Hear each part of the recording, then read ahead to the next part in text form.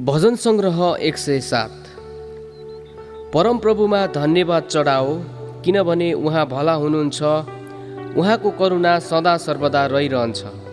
परमप्रभुले छुटकारा दिनुभएकाहरूले यसै भनुन्, जसलाई उहाँले शत्रुहरूका हातबाट मोल तिरेर छुटाउनुभयो। तिनीहरू जसलाई देश देशबाट, पूर्व र पश्चिमबाट, उत्तर र दक्षिणबाट उहाँले एकत्र गर्नुभयो। कोही मरुस्थलका उजाड स्थान हुँदो अलमली हिँडे र बसोबास गर्न पाउने कुनै सहरको मार्ग भेट्टाएनन्। भोक र प्यासले क्षीण भई प्राण जाला जत्तिकै भइसकेको थियो। तब तिनीहरूले आफ्नो दुःखमा परमप्रभुको दुहाई गरे र उहाँले तिनीहरूलाई आपतबाट छुटाउनुभयो। उहाँले तिनीहरूलाई सोझो बाटोबाट डोर्याएर एउटा सहरमा पुर्याउनुभयो, जहाँ तिनीहरू बसोबास गर्न सके। तिनीहरूले परमेश्वरको अचूक प्रेमको निम्ति र मानिसहरूप्रति उहाँका आश्चर्य कामका निम्ति उहाँलाई धन्यवाद चढाउन्, किनभने उहाँले तिर्खाएकाहरूलाई तृप्त पार्नुहुन्छ र भोकाएकाहरूलाई उहाँले उत्तम पदार्थले सन्तुष्ट पार्नुहुन्छ।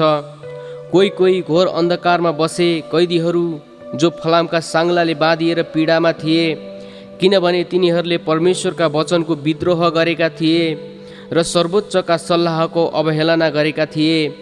यसकारण उहाँले तिनीहरूलाई कठोर परिश्रममा पर्न दिनुभयो। तिनीहरू लोटे, तर तिनीहरूलाई गुहार गर्ने कोही भएन। तब तिनीहरूले आफ्नो सङ्कटमा परमप्रभुको पुकारा गरे र उहाँले तिनीहरूलाई तिनीहरूको आपतबाट छुटाउनुभयो। उहाँले तिनीहरूलाई घोर अन्धकारबाट बाहिर ल्याउनुभयो र उहाँले तिनीहरूका बन्धन टुक्रा टुक्रा पारिदिनुभयो। तिनीहरूले परमेश्वरको अचूक प्रेमको निम्ति र मानिसहरूप्रति उहाँका आश्चर्य कामका निम्ति उहाँलाई धन्यवाद चढाउन्, किनभने उहाँले काँसाका मूल ढोकाहरू तोडिदिनुहुन्छ र फलामे आग्लाहरू छिनालिदिनुहुन्छ। कोही कोही आफ्नै विद्रोही चालले गर्दा मूर्ख बने र आफ्नै अपराधको कारण विपत्तिमा परे। सब भोजनहरू तिनीहरूलाई अमन भयो र तिनीहरू मृत्युको मुखसम्म पुगे।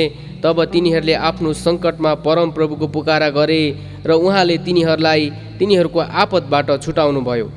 उहाँले आफ्नो वचन पठाउनु भएर तिनीहरूलाई निको पार्नुभयो र तिनीहरूलाई मृत्युको खाडलबाट उकास्नुभयो। तिनीहरूले परमप्रभुको अचूक प्रेमको निम्ति र मानिसहरूप्रति उहाँका आश्चर्य कामका निम्ति उहाँलाई धन्यवाद चढाउन्।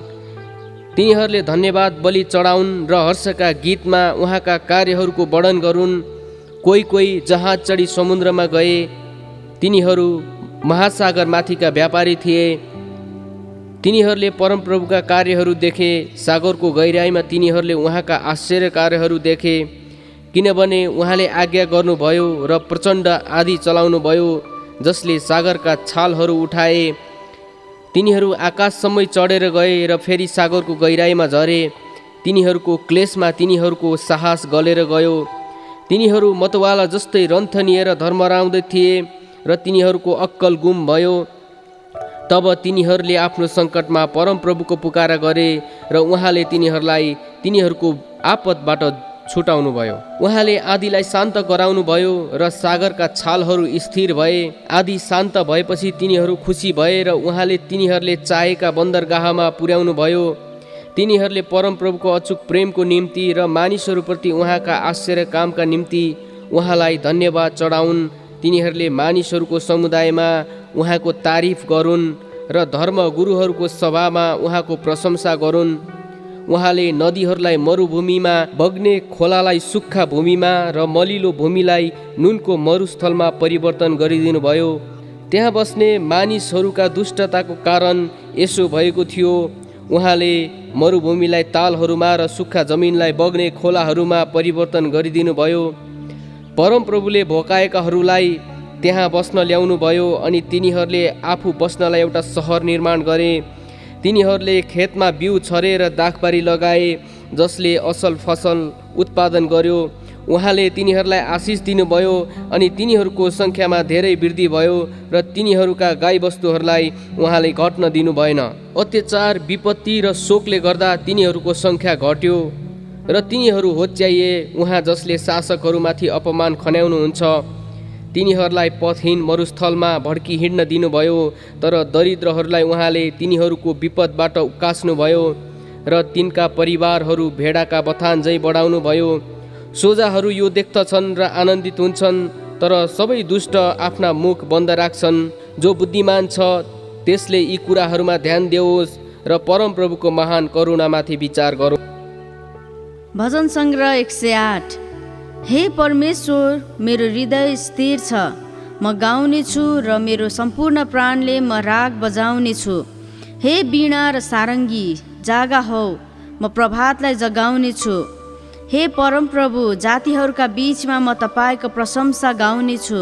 मानिसहरूका बीचमा म तपाईँको विजयमा गाउने छु, किनकि तपाईँको करुणा महान छ, स्वर्गभन्दा पनि उच्च छ र तपाईँको विश्वसनीयताले आकाशै छुन्छ।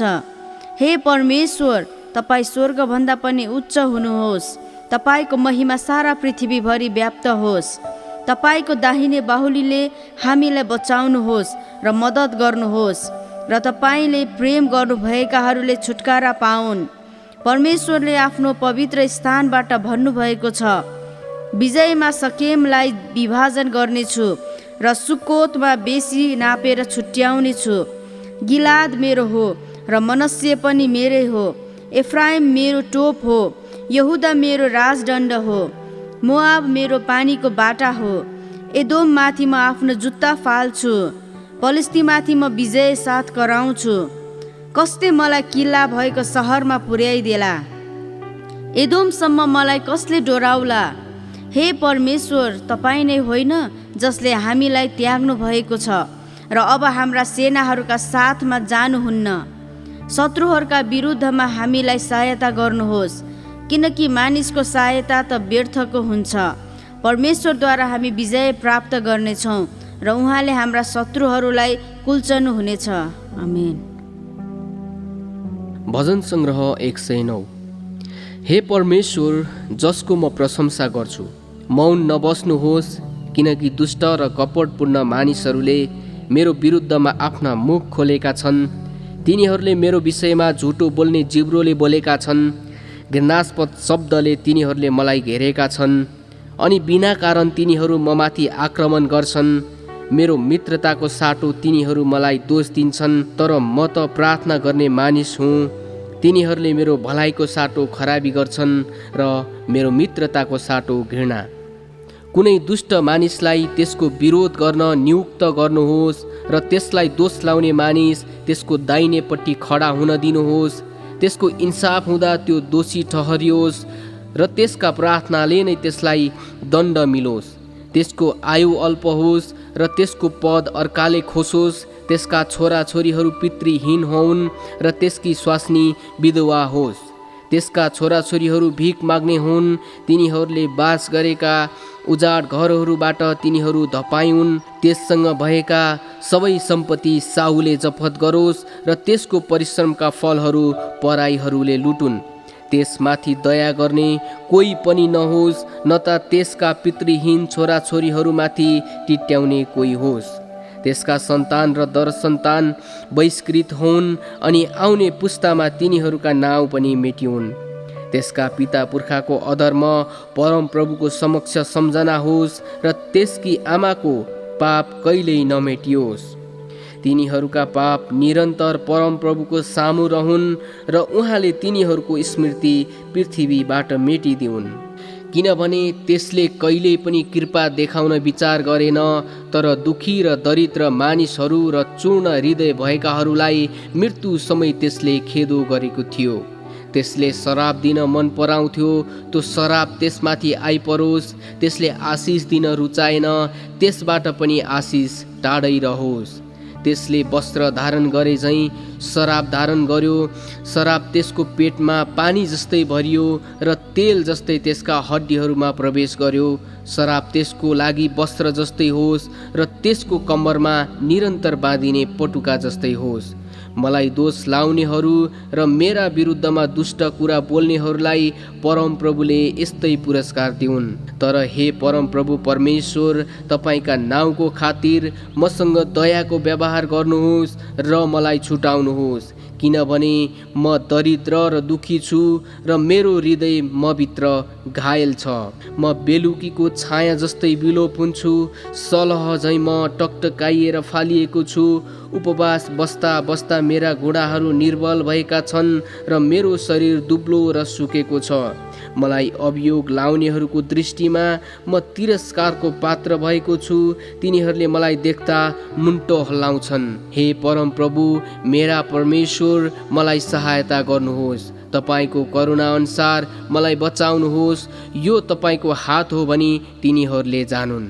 र हे परमप्रभु, तपाईँले नै यो गर्नुभएको हो भनी तिनीहरूले बुझुन्। तिनीहरूले सराप्न सक्छन् तर तपाईँले आशिष दिनुहुनेछ। तिनीहरूले आक्रमण गर्दा तिनीहरू शर्ममा पर्नेछन् तर तपाईँको दास हर्षित हुनेछ। मलाई दोष लाउनेहरूले अपमानको वस्त्र लगाएका हुनेछन् र आफ्नो शर्मको खास्टोले ढाकेका हुनेछन्। म मेरो मुखले परमप्रभुमा धेरै प्रशंसा चढाउनेछु। धेरै भिडका बीचमा म उहाँको स्तुति गर्नेछु, किनभने उहाँ दरिद्रको दाहिने हाततर्फ खडा हुनुहुन्छ र त्यसलाई दण्ड दिन चाहनेको हातबाट उहाँले त्यसलाई बचाउनुहुन्छ। आमेन। भजन सङ्ग्रह 110। परमप्रभु मेरा प्रभुलाई भन्नुहुन्छ, तिमी मेरो दाहिने हातपट्टि बस, जबसम्म म तिम्रा शत्रुहरूलाई तिम्रा खुट्टाको पाउदान तुल्याउँदिन। परमप्रभुले सियोनबाट तपाईँको शक्तिशाली राजदण्डको विस्तार गर्नुहुनेछ। तपाईँका शत्रुहरूमाथि तपाईँले शासन गर्नुहुनेछ। तपाईँका युद्धको दिनमा तपाईँका प्रजाले स्वेच्छाका साथ आफूलाई दिइहाल्नेछन्। तपाईँ पवित्रताको वैभवमा शुभभीत भई प्रभातको गर्भबाट तपाईँका जवानहरूको ओसलाई तपाईँले प्राप्त गर्नुहुनेछ। परमप्रभुले शपथ खानुभएको छ र आफ्नो मन बदल्नु हुने छैन। मल्कीसेदेकको दर्जा बमोजिम, तिमी सधैँभरिको निम्ति पूजाहारी हौ। परमप्रभु तपाईँको दाहिने हाततर्फ हुनुहुन्छ। उहाँले आफ्नो क्रोधको दिनमा राजाहरूलाई चकनाचुर गर्नुहुनेछ। उहाँले लासको थुप्रो लगाएर जाति जातिहरूको न्याय गर्नुहुनेछ अनि सारा पृथ्वीका शासकहरूलाई चकनाचुर पार्नुहुनेछ। उहाँले बाटोको छेउको खोलाको पानी पिउनुहुनेछ, त्यसकारण उहाँले आफ्नो शिर उच्च पार्नुहुनेछ। आमेन। भजन सङ्ग्रह 111। परमप्रभुको प्रशंसा गर, मेरो सम्पूर्ण हृदयले सोझाहरूको सभामा र समुदायमा पनि म परमप्रभुको नाउँ उच्च पार्नेछु।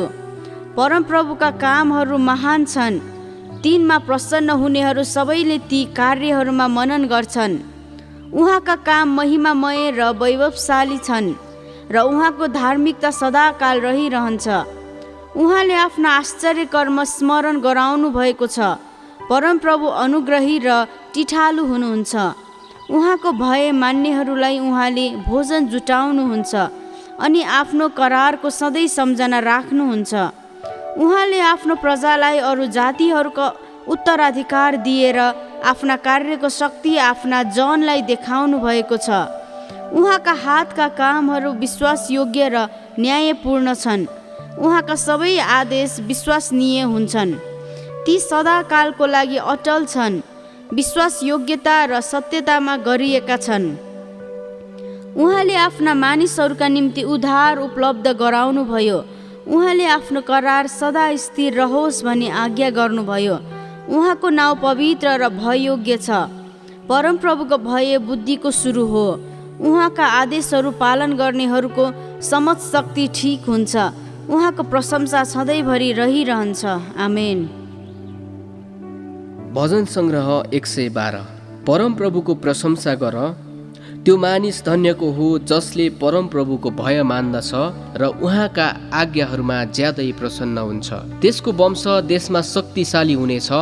सोझा मानिसहरूको पुस्ताले आशिष पाउनेछन्। त्यसको घरमा धन सम्पत्ति रहन्छ र त्यसको धार्मिकता सदा रहिरहन्छ। सोझा मानिसहरूका निम्ति र साथै दयालु, करुणामय र धर्मी मानिसहरूका निम्ति अन्धकारमा पनि ज्योति उदय हुन्छ। उदार चित्तले ऋण दिने र इमान्दारी साथ आफ्नो कारोबार चलाउने मान्छेको भलो हुन्छ। धर्मी जन कहिले पनि डगमगाउँदैन, त्यसको सम्झना सदा सर्वदा रहनेछ। अशुभ समाचारले त्यो कहिले पनि डराउँदैन। परमप्रभुमा भरोसा गरेर त्यसको हृदय स्थिर रहन्छ, त्यसको हृदय सुरक्षित रहन्छ र त्यो डराउने छैन। अन्त्यमा त्यसले आफ्ना बैरीहरूलाई विजयमा हेर्नेछ। त्यसले उदारता साथ दरिद्रहरूलाई दान दिएको छ। त्यसको धार्मिकता सधैँभरि दिगो रहन्छ। सम्मानपूर्वक त्यसको शिर उच्च राखिनेछ।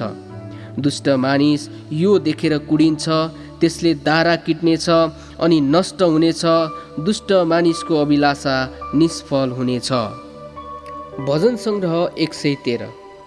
परमप्रभुको प्रशंसा गर, हे परमप्रभुका सेवक हो, प्रशंसा गर। परमप्रभुका नाउँको प्रशंसा गर। परमप्रभुका नाउँको अहिलेदेखि लिएर सदा सर्वदासम्मै प्रशंसा भइरहोस्। सूर्योदयदेखि सूर्यास्तसम्मै परमप्रभुको नाउँको प्रशंसा हुनुपर्दछ। परमप्रभु सबै जाति जातिहरूमा उच्च हुनुहुन्छ र उहाँको महिमा स्वर्गभन्दा उच्च छ। परमप्रभु हाम्रा परमेश्वरको समान को छ र? उहाँ जो उच्च स्थानमा विराजमान हुनुहुन्छ, जो आकाश र पृथ्वीमाथि दृष्टि गर्न निहुरनुहुन्छ। कङ्गालीहरूलाई खरानीको थुप्रोबाट उहाँले उठाउनुहुन्छ र दरिद्रहरूलाई घुरानबाट उचाल्नुहुन्छ। उहाँले तिनीहरूलाई राजकुमारहरूसँग र आफ्नै प्रजाका राजकुमारहरूका साथमा बसाल्नुहुन्छ। बाजी स्त्रीलाई छोराछोरीहरूका खुसी आमाको रूपमा स्थिर गरिदिनुहुन्छ। परमप्रभुको प्रशंसा गर। आमेन।